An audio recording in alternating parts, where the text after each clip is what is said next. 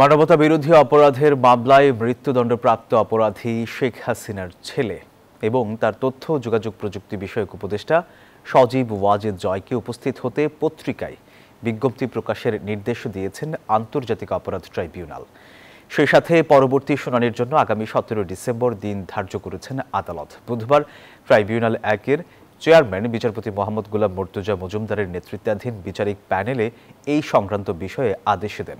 এর আগে জয়ের বিরুদ্ধে গ্রেপ্তারি পরোয়ানা জারি করে ট্রাইব্যুনাল। এদিকে ট্রাইব্যুনালে চলমান আবু সাইদ হত্যা মামলায় 23তম সাক্ষীর সাক্ষ্য গ্রহণ চলছে।